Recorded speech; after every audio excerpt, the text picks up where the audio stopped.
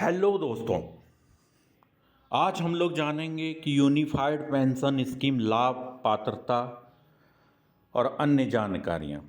Unified pension scheme UPS केंद्रीय सरकारी कर्मचारियों के लिए नई पेंशन योजना है जिसे 1 अप्रैल 2025 से लागू किया जाएगा। इस योजना का उद्देश्य सरकारी कर्मचारियों को सेवा की अवधि और अंतिम आरहित वेतन के आधार पर स्थिर पेंशन प्रदान करना है।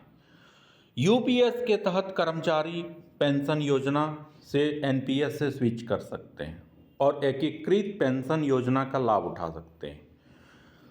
योजना में न्यूनतम 10 वर्षों की सेवा के बाद 10,000 प्रति माह की पेंशन की गारंटी दी गई है।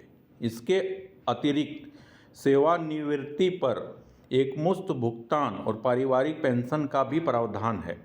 बता दें कि यूपीएस को लागू करने वाला पहला राज्य महाराष्ट्र है। यूनिफाइड पेंशन स्कीम प्रधानमंत्री नरेंद्र मोदी की अध्यक्षता वाली यूनियन कैबिनेट ने केंद्रीय सरकारी कर्मचारियों के लिए यूपीएस मंजूरी दी है। केंद्रीय कर्मचारी यूपीएस और राष्ट्रीय पेंशन योजना एनपीएस के बीच चयन कर सकते हैं। इसके अलावा वर्तमान एनपीएस भी यूपीएस में स्विच कर सकते हैं। राज्य सरकारें भी भविष्य में इस योजना को लागू करने का निर्णय ले सकती है। चलिए आपको इस योजना के बारे में विस्तार से बताते हैं। यूपीएस सरकार की नई पहल है जो सरकारी कर्मचारियों को उनके सेवा की अवधि और अंतिम निकासी वेतन के आधार पर स्थिर पेंशन प्रदान करने के उद्देश्य से शुरू की गई है। योजना के तहत सेवानिवृत्ति के समय एक बार में भुगतान के रूप में वेतन और महंगाई भत्ता डीए का 10% हर 6 महीने की सेवा के लिए मिलेगा।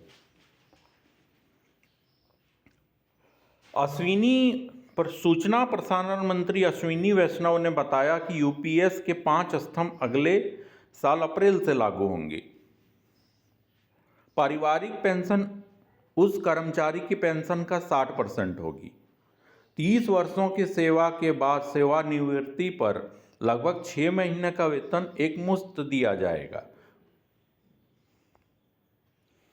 देखिए, लक्ष्य क्या है कि सरकारी कर्मचारियों के लिए स्थिर पेंशन प्रदान करना 1 अप्रैल 2025 से लागू होगा।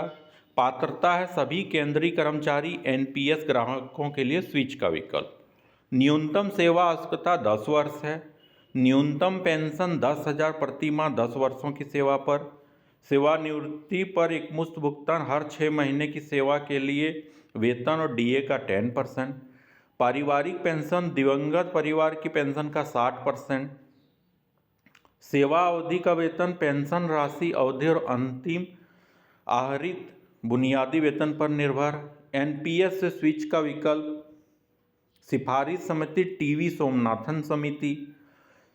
राज्य सरकारों का विकल्प, राज्य सरकारें भी इसे लागू करने का विकल्प रख सकती है। यूपीएस लागू करने वाला पहला राज्य महाराष्ट्र। इसमें देखिए किसके लिए यूपीएस है, तो केंद्रीय कर्मचारियों के लिए, एनपीएस धारकों के लिए न्यूनतम सेवा आवश्यकता 10 वर्षों की सेवा पूरी करनी होगी। पारिवारिक पेंशन के लिए पात्रता राज्य कर्मचारी, सरकारी कर्मचारी मतलब राज्य वाला भी इसे लागू कर सकते हैं। रिटायरमेंट के बाद आपको क्या मिलेगा? यूपीएस के तहत रिटायरमेंट के समय आपको सुपर एन्युएशन के साथ लमसम भुगतान मिलेगा जिसमें ग्रेचुएटी भी शामिल होगी। यह भुगतान आपके मासिक वेतन पे प्लस डीए का 1/10 हिस्सा होगा जो हर महीने की सेवा पूरी करने के लिए मिलेगा।